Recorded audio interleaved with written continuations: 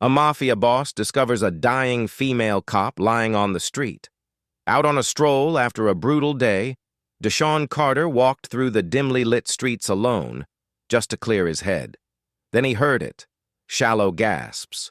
He moved closer and froze.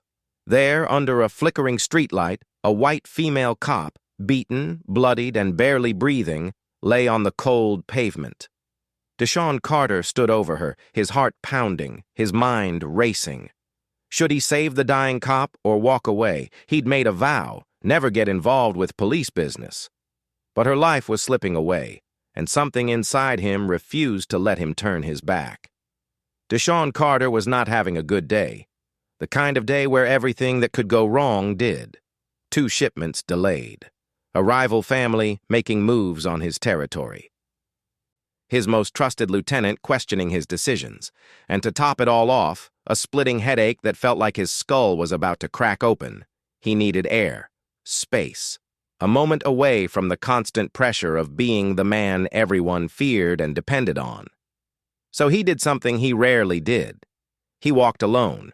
No bodyguards, no driver, no entourage, just Deshaun Carter in the empty streets of the warehouse district at 11 p.m. The cool night air hit his face as he moved through the shadows, hands deep in his coat pockets. This part of town was quiet. Too quiet for most people, but Deshaun liked it that way. No noise, no demands, just the sound of his footsteps echoing off brick walls. Then he heard something faint, desperate. A sound that made his trained instincts snap to attention. Shallow gasps, like someone struggling to breathe. Deshaun stopped, his body going rigid. Every nerve in his body told him to keep walking, to mind his own business. He'd built his empire on one rule: never get involved with law enforcement. Never. Cops meant trouble, questions, investigations, the kind of attention that could destroy everything he'd worked for. But the gasping got weaker, more desperate, and Deshaun found his feet moving before his brain could stop them. He turned the corner into a narrow alley, and that's when he saw her. A woman in a police uniform slumped against a dumpster like a discarded rag doll. Her face was pale, too pale. Blood pooled beneath her, dark and spreading. Her eyes were half closed, her breathing shallow and ragged. She'd been beaten badly. Her uniform was torn in places, her badge hanging crooked on her chest. And her hand was pressed weakly against her side where blood seeped through her fingers. Deshaun's jaw clenched. He should walk away, should pretend he never saw this. Cops died all the time in this city. It wasn't his problem, wasn't his responsibility. But something about the way she looked, so broken, so alone, made him hesitate. He'd made a vow years ago. Never involve himself in police matters. It was how he stayed out of prison, how he kept his operations clean, how he protected his people. Getting mixed up with a dying cop was asking for trouble, begging for it. The woman's eyes flickered. Her lips moved. Help. The word came out barely a whisper, so weak Deshaun almost missed it. Her head tilted toward him, and for a split second their eyes met. She wasn't begging, wasn't pleading, just looking at him with the kind of acceptance that said she knew she was dying, that she'd made peace with it. And somehow, that made it worse. Deshaun cursed under his breath, loud, sharp, angry at himself for even hesitating. He pulled out his phone, his thumb hovering over the emergency dial. One call, anonymous. Then he could disappear before anyone arrived. Simple. Clean. But as he looked at the woman again, something inside him shifted. She wasn't just a cop. She was someone's daughter, maybe someone's sister, someone who'd probably spent her whole life trying to do the right thing in a city that punished people for it, just like he'd been punished for trying to survive in a world that gave him no other choice. Damn it. Deshaun shoved his phone back in his pocket and moved closer. He knelt beside her, his expensive shoes soaking in her blood. The smell hit him immediately, metallic, sharp, the smell of someone who didn't have much time left. "Hey," Deshaun said, his voice rough. "Can you hear me?" The woman's eyes opened wider. Fear flashed across her face when she saw who was kneeling beside her. Even half dead, she recognized him. Deshaun Carter, the most dangerous man in the city, boss of the Carter family, the man the police had been trying to bring down for years. "No!" she gasped, trying to pull away. Her hand reached weakly for her empty holster. Her weapon was gone, probably taken by whoever did this to her. "Relax," Deshaun said sharply. "I'm not here to finish the job." The woman's breathing got more erratic, panic mixing with pain. You're Deshaun Carter." Deshaun's expression didn't change. "Yeah, and you're dying. So unless you want your last moments to be bleeding out in an alley, you're going to let me help you." She tried to shake her head, but the movement made her wince. Blood bubbled at the corner of her mouth. "Can't," she choked out. "Can't trust you." Deshaun laughed bitterly. "Lady, if I wanted you dead, you'd already be dead. I've got better things to do than watch a cop bleed out." He pressed his hand over hers, applying pressure to the wound in her side. She gasped in pain, her body going rigid. "Who did this to you?" Deshaun demanded. "Who?" Her eyes filled with tears, not from pain, from something darker. "My own partner." The words hit Deshaun like a punch. "What?" "Set me up," she whispered, her voice breaking. "Dirty cops. Been investigating them. They found out. Tried to silence me." Deshaun's mind raced. A cop investigating corruption, set up by her own people, left to die in an alley. This wasn't just an attack. This was an execution. And whoever ordered it had connections, power enough to make a police officer disappear without questions. "How many others?" Deshaun asked urgently. "How many cops are involved?" She tried to answer, but her eyes started rolling back. "No." Deshaun grabbed her face, forcing her to focus on him. "Stay with me. You don't get to die yet. Not until you tell me who did this." "Names," he demanded. "I need names." Her lips moved, but no sound came out. Her body was shutting down. Deshaun looked around the empty alley. No witnesses, no cameras, just him and a dying cop who'd been betrayed by the people sworn to protect her. He had two choices. Walk away. Pretend this never happened. Keep his vow to stay away from police business. Protect his empire, protect his people. Or break that vow, risk everything, and save someone who'd probably spent her entire career trying to put men like him behind bars. Deshaun closed his eyes. Thought of all the reasons he should leave, all the ways this could destroy him. Then he thought of something else. His younger sister. Dead at 19 because dirty cops on someone's payroll looked the other way when she overdosed. Because corruption protected the dealers who sold her the drugs that killed her. Because nobody with power gave a damn about one girl from the streets. Tanya. Her name still cut like broken glass every time he thought it. She'd been so young, so full of life. And the cops, the ones who were supposed to protect people like her, they'd taken $500 a week to let the dealer operate 3 blocks from a police station, split between 4 officers. Deshaun had found out their names years later, tracked every one of them. But by then, they'd retired, moved away, protected by the system they'd corrupted. He'd never gotten justice for Tanya, but maybe, just maybe, he could get it for this woman. Deshaun's eyes snapped open, rage burning through him like fire. He scooped the woman into his arms. She was light, too light. Her head lolled against his chest, her breathing barely there. "You're not dying tonight," Deshaun said through clenched teeth. "Not like this. Not because some dirty cops decided you were expendable." He carried her out of the alley, his mind already calculating his next moves. He couldn't take her to a hospital. Too many questions, too much attention. But he knew someone, a doctor who owed him, who didn't ask questions, who could keep her alive long enough to get answers. As Deshaun moved through the empty streets, the woman's hand suddenly gripped his jacket. Her eyes opened one more time. "Why?" she whispered. "Why are you helping me?" Deshaun didn't answer right away. Then he said quietly, "Because someone should have helped my sister, and nobody did." The woman's eyes closed again, but her grip on his jacket tightened just slightly. Like maybe, just maybe, she understood. Deshawn pulled out his phone with one hand, still carrying her with the other. He dialed a number. "Marcus, I need the doctor at the safe house on 5th. Now. I don't care if he's sleeping." "Wake him. This is code red."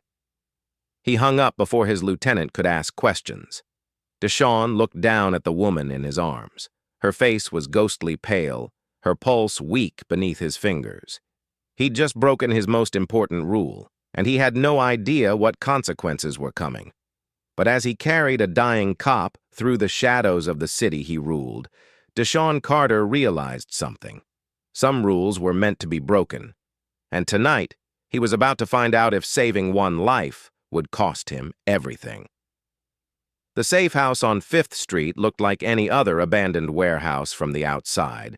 Rusted metal doors, broken windows covered with plywood, graffiti tags spray-painted across brick walls.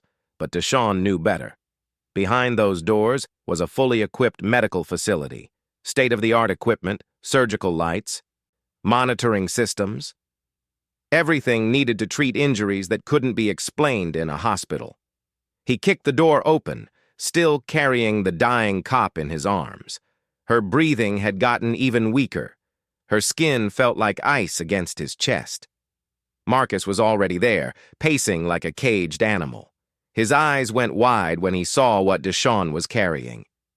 "Boss, what the... Is the doctor here?" "Yeah, but boss, that's a cop. You brought a cop to our safe house. Are you out of your..." "I said, is the doctor here?" Deshawn's tone left no room for argument. Marcus nodded frantically. "Yeah, but..." Dr. Chen appeared from the back room, medical bag already in hand. He was in his 60s, gray hair, steady hands, and the kind of face that had seen too much to be shocked by anything. But even he paused when he saw the police uniform. "Mr. Carter," Chen said carefully, "this is complicated." "She's dying," Deshawn said flatly. "Fix her. Now." Chen looked at Marcus, then back at Deshawn. "If she dies here, if anyone finds out, we'll handle the consequences," Deshawn interrupted. "Right now, she needs surgery, so either you operate or I find someone who will." Chen didn't argue further. He'd been in Deshawn's debt for years, a gambling problem that would have gotten him killed if Deshawn hadn't intervened. Now he paid that debt in blood and silence. "Get her on the table," Chen commanded, snapping into professional mode. Deshawn laid the woman down on the steel surgical table. Under the bright lights, she looked even worse. Bruises covered her face, deep gashes on her arms, and the wound in her side, dark and oozing. Chen cut away her uniform, exposing the full extent of the damage. 3 broken ribs, punctured lung, internal bleeding. He worked quickly, his hands moving with practiced precision, inserting IVs, hooking up monitors, preparing surgical instruments. Marcus pulled Deshawn aside, his voice low and urgent. "Boss, you need to think about this. She's a cop. When she wakes up, she's going to ask questions. And when the police realize she's missing, they're going to come looking." "Let them look," Deshawn said coldly. "But boss, this isn't up for discussion, Marcus." Deshawn's eyes were hard as diamonds. She was left to die by her own people, cops who are supposed to protect and serve. If that doesn't make you sick, then you're not the man I thought you were. Marcus went quiet. He'd known Deshawn for 15 years, had seen him make brutal decisions without hesitation, had watched him build an empire through force and fear. But he'd never seen this look in Deshawn's eyes, this rage, this sense of purpose that went beyond business.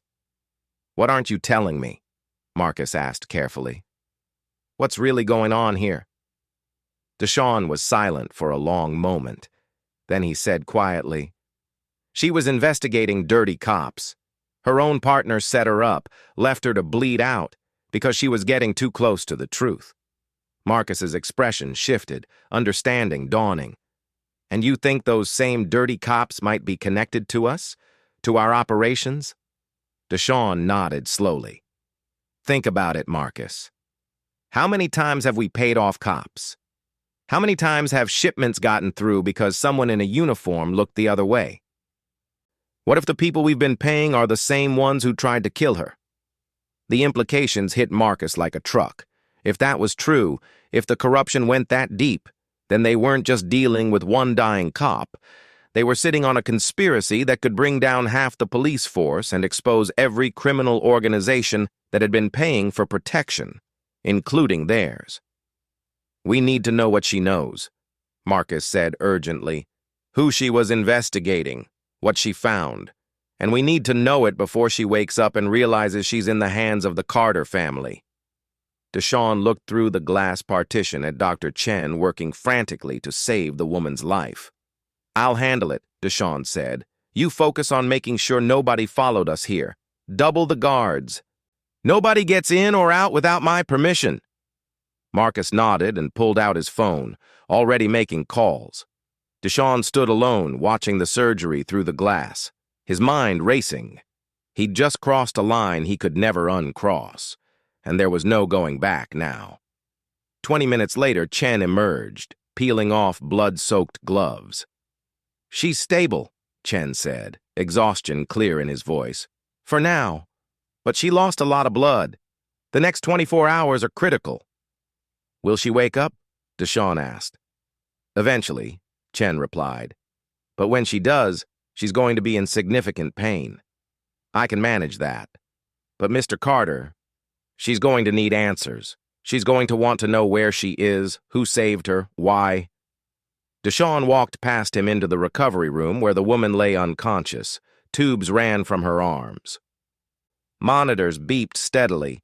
Her face was clean now, the blood washed away. She looked younger than he'd thought, maybe early 30s. Her dark hair pulled back from her face. Even unconscious, there was something fierce about her, something that refused to quit.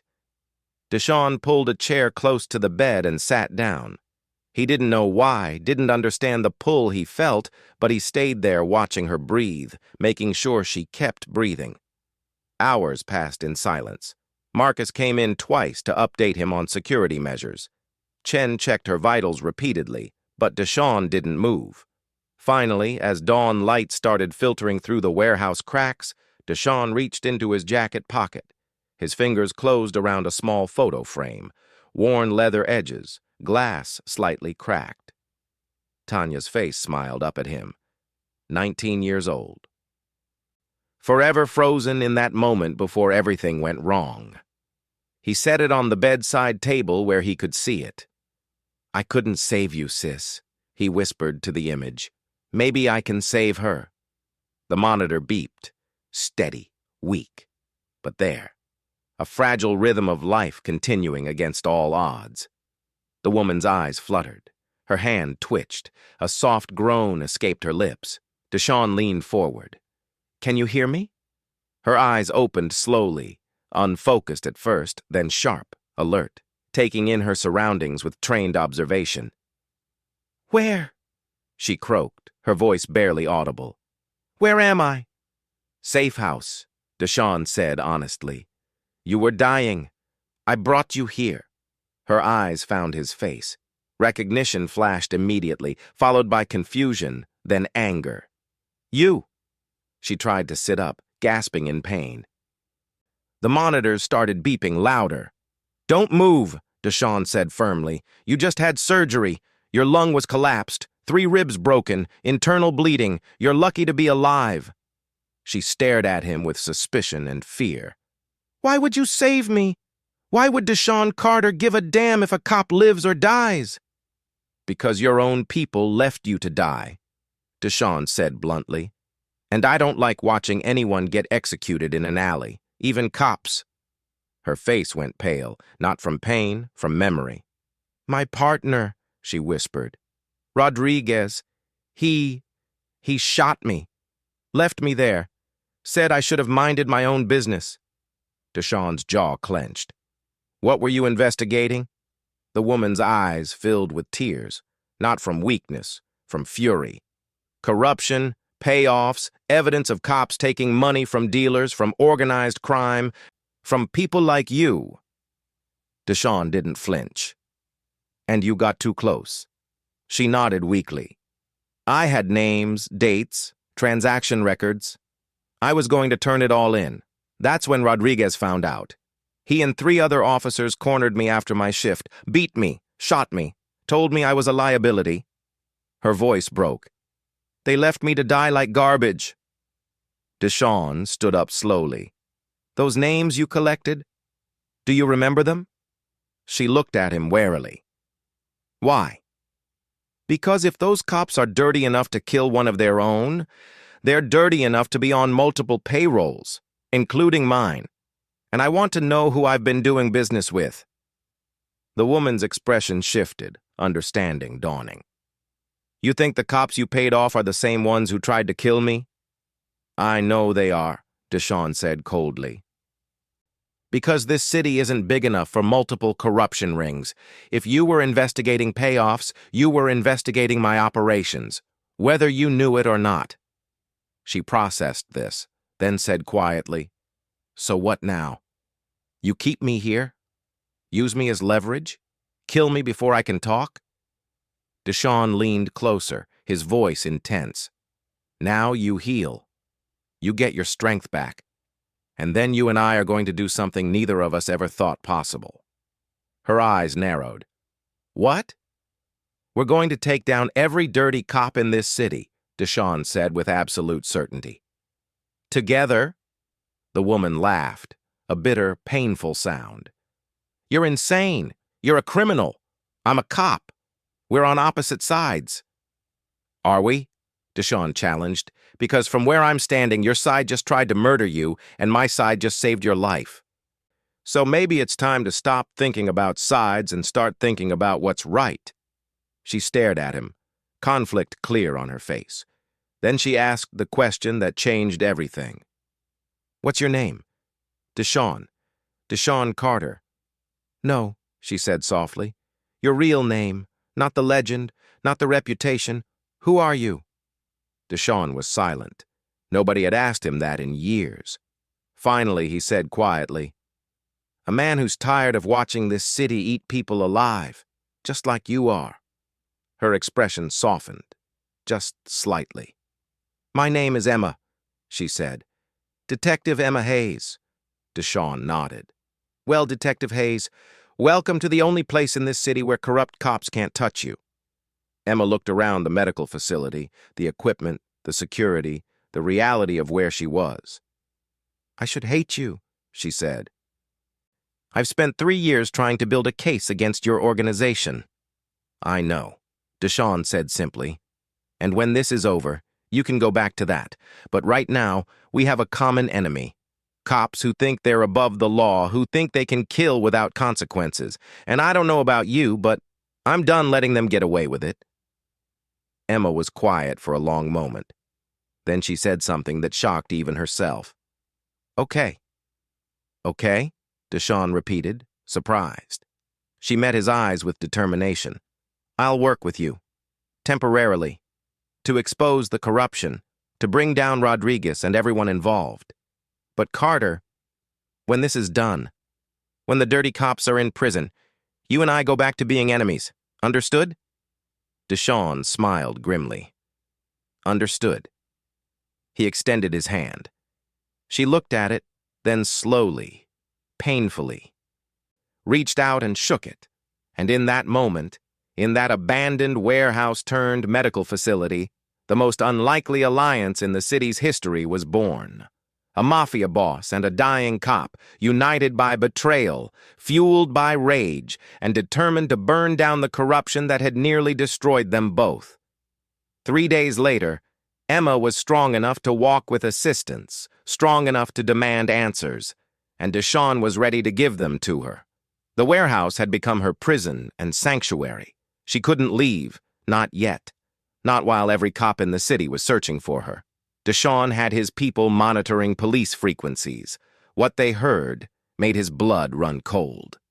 Detective Emma Hayes, missing, presumed dead, a memorial service being planned, her badge number retired, Case closed, just like that.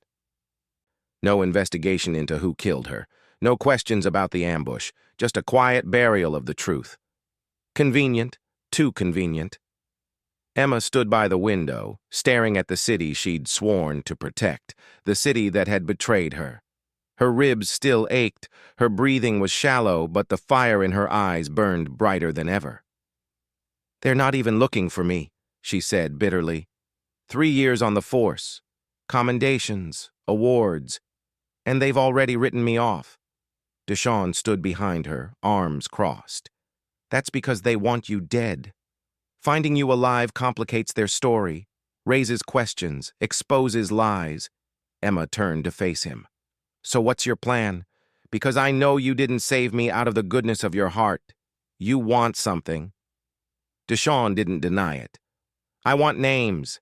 Every dirty cop on your list. Every payoff you documented. Every connection you found." She laughed harshly. "And then what? You eliminate them?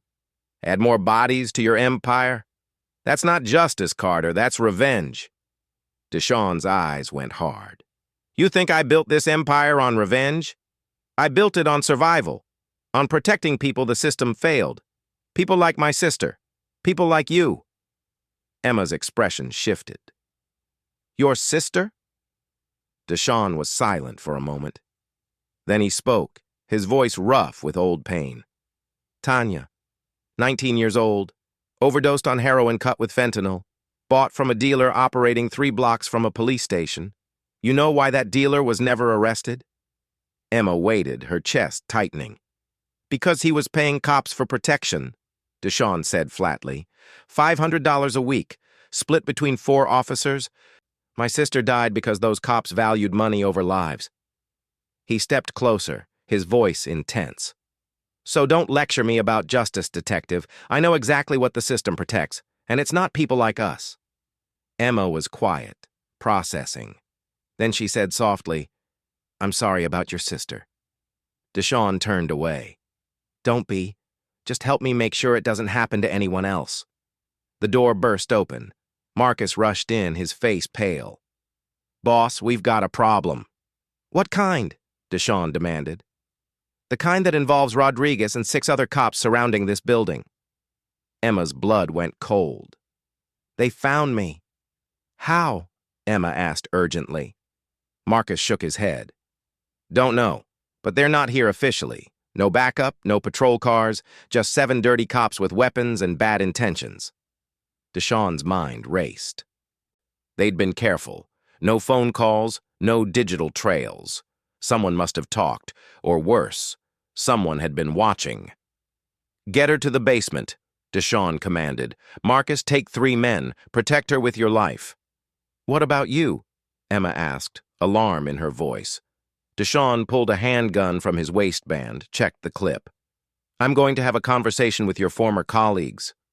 "You can't fight them," Emma said urgently. "They'll kill you. Then they'll storm in here and finish what they started." Deshawn smiled coldly. "Detective, I've been fighting dirty cops since I was 16. They don't scare me." Marcus grabbed Emma's arm. "Come on, we need to move." Emma resisted. "Wait." She looked at Deshawn. "If you kill them, if you add more bodies, you're proving everything they say about you, that you're a monster, that you're the enemy." Deshawn met her eyes. "Maybe I am, but I'm a monster who saves people." "What are they?" Emma had no answer. Marcus pulled her toward the basement access. She went reluctantly, looking back at Deshawn one last time. Outside, Rodriguez and his crew moved like shadows, professional, coordinated, weapons drawn. Rodriguez was in his 40s, thick build, cold eyes, the kind of cop who'd stopped believing in justice years ago. "If she survived, she's in there," Rodriguez said to his team. "Find her, kill her, and anyone who helped her." One of the younger cops hesitated. "Rodriguez, maybe we should—" "Maybe what?" Rodriguez snapped. "Call for backup? Explain why we're executing a fellow officer? She knows too much. She has evidence. If she talks, we all go to prison." So we end this tonight. They approached the warehouse entrance. Rodriguez tested the door. Locked. He signaled to one of his men, breaching charge. But before they could plant it, the door swung open. Deshawn stood in the doorway, unarmed, calm, hands visible at his sides. "Gentlemen," Deshawn said with dangerous politeness, "can I help you?" Rodriguez's gun came up immediately. "Deshawn Carter, step aside. We have reason to believe you're harboring a fugitive." Deshawn smiled coldly. "A fugitive? You mean the cop you left to die in an alley?" Rodriguez's expression didn't change, but his eyes flickered. Dangerous. "I don't know what you're talking about." Deshawn leaned against the doorframe, completely relaxed, despite the 6 guns aimed at his chest. "Detective Emma Hayes, shot by her partner, left to bleed out. Except she didn't die. Unfortunate for you." Rodriguez's finger moved to the trigger. "Where is she?" Deshawn's smile widened. "Somewhere you'll never reach. But here's what's going to happen. You're going to lower your weapons, leave my property, and pray I don't decide to make your corruption public." Rodriguez laughed. "You're threatening us? We're the law, Carter. We can walk in there right now and nobody will question it." Deshawn's expression went ice cold. "You're not the law. You're criminals wearing badges. And the difference between you and me? I don't pretend to be something I'm not." The younger cop spoke up nervously. "Rodriguez, maybe we should—" "Shut up," Rodriguez snarled. Then to Deshawn, "Last chance. Hand over Hayes, or we come in shooting." Deshawn didn't move. "Then you better make your first shot count." "Because you won't get a second." Rodriguez's face went red with rage. He raised his weapon. That's when the rooftops lit up. 20 men, all armed, all with laser sights pointed at Rodriguez and his crew. Deshawn's people, positioned for exactly this scenario. Rodriguez froze. His team looked around in panic, red dots dancing across their chests. "You were saying," Deshawn asked calmly, "something about coming and shooting?" Rodriguez's voice shook with barely controlled fury. "You're making a mistake, Carter. A big one. We have friends, connections. You can't fight the entire police force." Deshawn stepped forward. "I'm not fighting the entire force, just the corrupt parts. And Detective Hayes has everything, names, dates, bank records, every payoff you've taken, every dealer you've protected, every law you've broken. She was going to expose you 3 days ago." He paused, letting that sink in. "Now she has my resources, my protection, and my motivation to see you all destroyed." Rodriguez's hands trembled. "You're bluffing. Try me," Deshawn said softly. "Walk away right now and you might survive the week. Come into my property, threaten my people, and I promise you'll be in prison before dawn, or worse." The standoff held for 10 agonizing seconds. Finally, Rodriguez lowered his weapon. His team followed suit. "This isn't over," Rodriguez said through clenched teeth. "Agreed," Deshawn replied. "It's just beginning." Rodriguez and his crew backed away slowly, never taking their eyes off the rooftops, never lowering their guard. When they finally disappeared into the night, Deshawn's shoulders relaxed slightly. Marcus emerged from the basement with Emma. She looked shocked.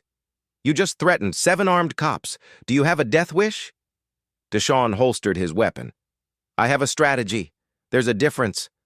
"What strategy?" Emma demanded. "You just made yourself a target. They'll come back with more people, more weapons. They'll destroy you." Deshawn turned to face her. "Let them try. Because here's what they don't know." He paused, his expression grim. "I've been recording everything. Every payoff they took from my organization, every transaction, every meeting. I have proof that connects them to dealers, traffickers, murderers." Emma's eyes went wide. "You've been documenting them, just like I was?" Deshawn nodded. "The difference is, I have the resources to protect my evidence, to distribute it if something happens to me. Rodriguez and his crew, they're not just fighting one detective anymore. They're fighting an entire network." Emma sat down heavily, processing this. Why? Why would you collect evidence against people you were paying? Deshawn's expression was grim. Because I learned a long time ago, never trust anyone you can't destroy. Those cops weren't partners. They were liabilities waiting to happen, and now they're exposed. Emma looked at him with new understanding. You're not just a criminal. You're a strategist. Deshawn smiled without humor. In my world, there's no difference. You strategize or you die. Emma stood up slowly, her ribs aching. So what's the plan? We can't stay here. Rodriguez will be back with reinforcements.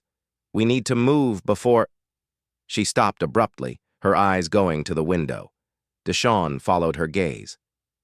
Outside, the street was filling with police cars. Not just 7 dirty cops, 20 vehicles, 40 officers, surrounding the warehouse.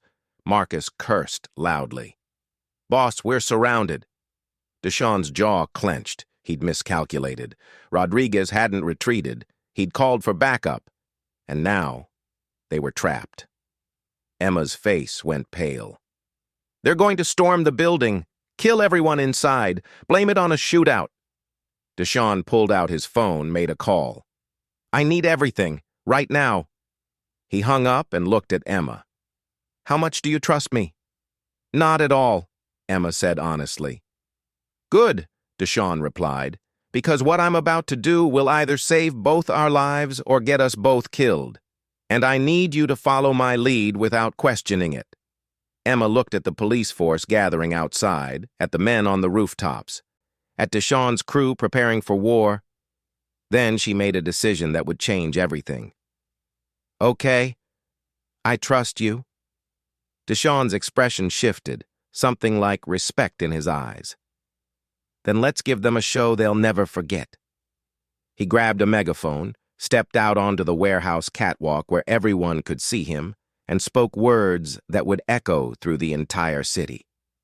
My name is Deshawn Carter, and I'm here to expose the biggest corruption scandal in this city's history.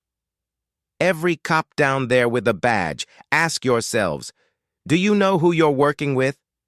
Because some of your brothers aren't here to uphold the law. They're here to bury it.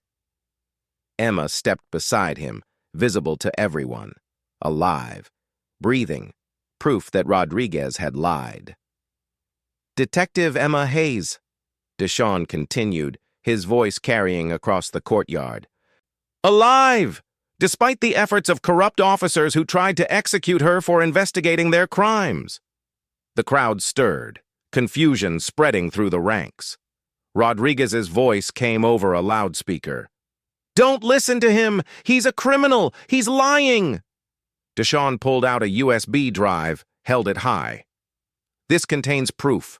Bank records, recordings, evidence of 15 police officers taking payoffs from dealers and criminals, including the man giving you orders right now, Lieutenant Rodriguez. The night erupted into chaos. Some cops looked at Rodriguez with shock, others with suspicion. The clean cops suddenly realizing they were standing beside the corrupt ones. And in that moment of confusion, of division, of truth crashing into lies, the warehouse courtyard became a battlefield of loyalty and betrayal.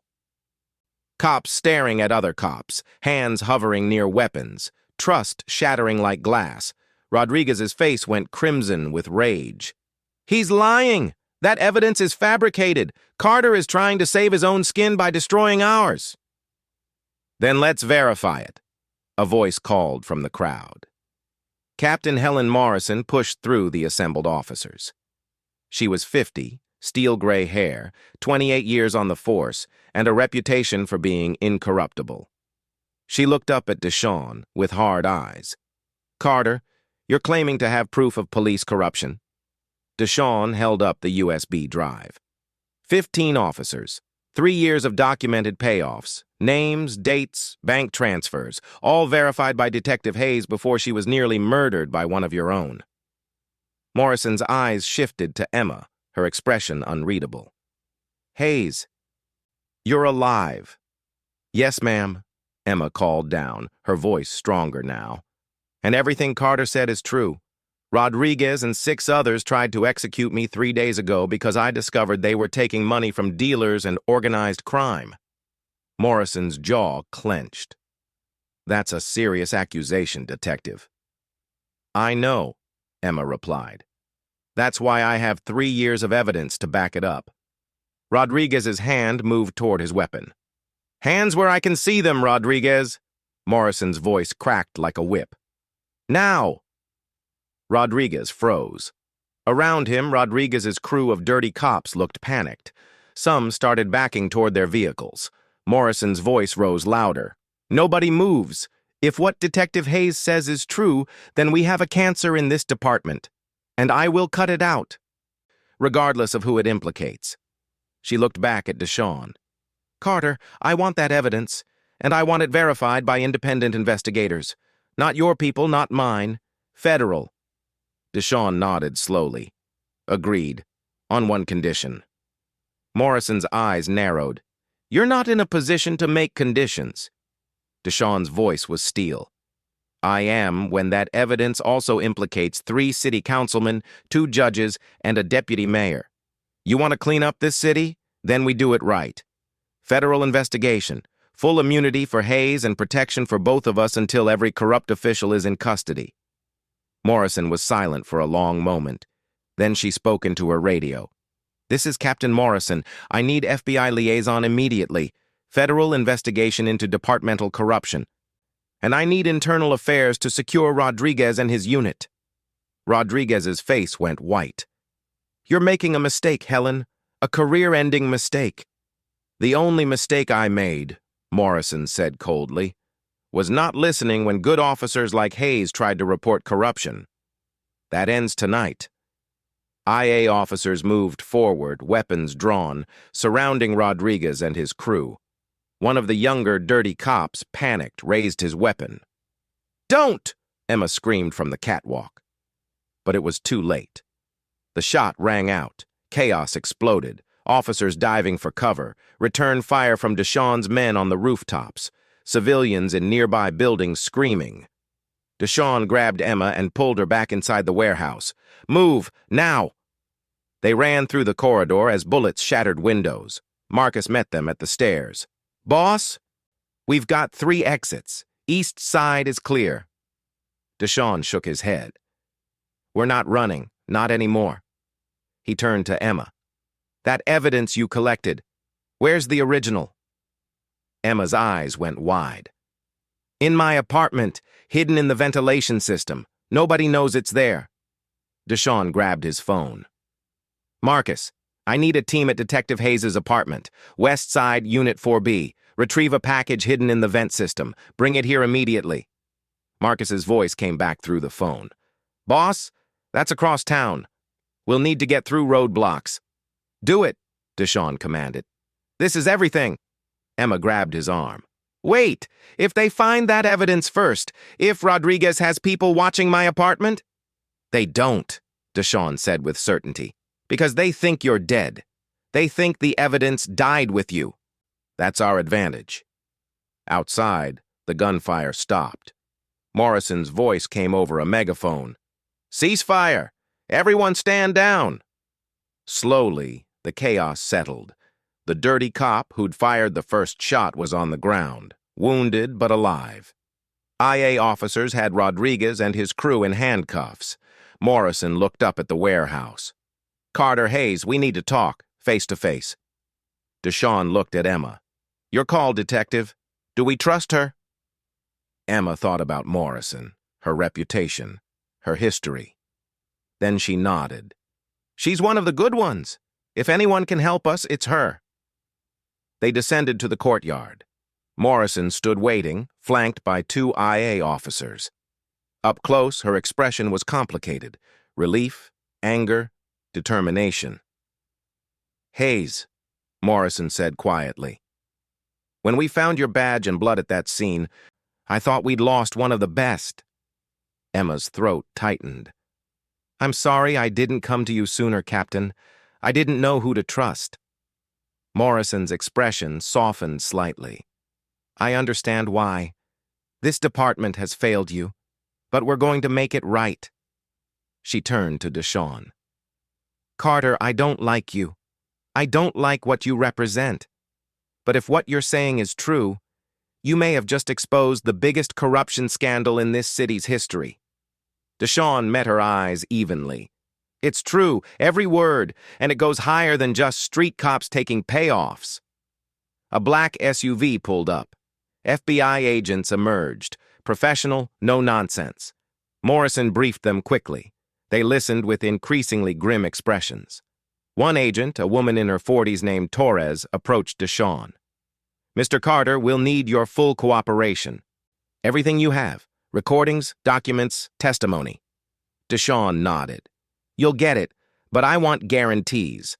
Protection for Detective Hayes, immunity from prosecution for crimes related to this investigation, and security until every corrupt official is in custody. Torres considered this. You're asking for a lot. I'm offering more, Deshawn replied. 3 years of documented corruption, connections between organized crime and city officials, evidence that will reshape this entire city. Torres extended her hand. Deal. But Carter, if you're lying, if this is some kind of manipulation, I will personally ensure you spend the rest of your life in federal prison. Deshawn shook her hand firmly. I'm not lying, because unlike the cops who tried to kill Detective Hayes, I actually want to see justice done. Marcus arrived 20 minutes later, breathing hard, carrying a manila envelope sealed with evidence tape. Boss, got it. Emma took the envelope with trembling hands. This is everything. 3 years of work, bank statements, recordings, photographs of cash exchanges, documented meetings between cops and dealers. It's all here. Torres took the envelope carefully. We'll need time to verify this. Weeks of investigation, maybe months. Emma's voice was urgent. We don't have months. Rodriguez isn't working alone. There are others. Powerful people who will do anything to bury this. Torres's expression was grim. Then we work fast, and we protect our witnesses. She signaled to her team. Emma Hayes and Deshawn Carter are under federal protection effective immediately. Nobody touches them without going through us. Rodriguez screamed from where he was handcuffed. You're making a mistake. Carter is a criminal, a liar. You're protecting the enemy. Morrison walked over to Rodriguez, her voice ice. No, Rodriguez. We were the enemy. We took an oath to protect and serve, and we broke it for money, for power. We became the thing we were supposed to fight. She turned her back on him, disgusted. Take them away. Rodriguez and his crew were loaded into transport vehicles, still shouting, still threatening, but their power was broken, their secrets exposed. As the vehicles drove away, Emma felt something she hadn't felt in 3 years. Hope. Real. Fragile. But there. She looked at Deshawn, standing beside her despite everything. A criminal who'd saved her life. Who'd risked his empire to expose corruption. Who'd proven that sometimes the lines between good and evil weren't as clear as badges and handcuffs. Thank you, Emma said quietly. For everything. Deshawn's expression was unreadable. Don't thank me yet. This isn't over. The people at the top, the ones Rodriguez was protecting, they're not going to let this go quietly. Emma nodded. I know. But now we have federal protection. Evidence. People who will listen. Deshawn looked at the city skyline, lights glittering in the darkness. For the first time in years, he felt something other than cynicism. Maybe, just maybe, things could actually change. Maybe, Emma said, reading his thoughts, but it starts with us, with people willing to fight even when the system is broken. Deshawn smiled grimly. Then I guess we're in for one hell of a fight. 3 weeks later, the city exploded. 15 cops arrested, 3 city councilmen indicted, 2 judges facing federal charges, a deputy mayor resigning in disgrace.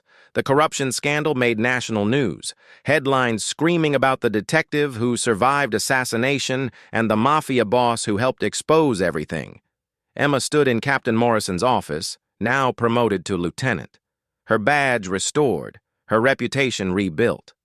Morrison looked at her with respect. You did good, Hayes. Damn good. Emma felt pride, but also exhaustion. It's not over yet, Captain. There are still corrupt officers out there, still dealers operating, still work to do. Morrison nodded. Then get to work, Lieutenant. Emma left the office. Outside, Deshawn was waiting, leaning against his car. Looking dangerously out of place at a police station, they'd agreed to meet one last time, to close this chapter. You came, Emma said, surprised. Deshawn shrugged. Figured I owed you a proper goodbye.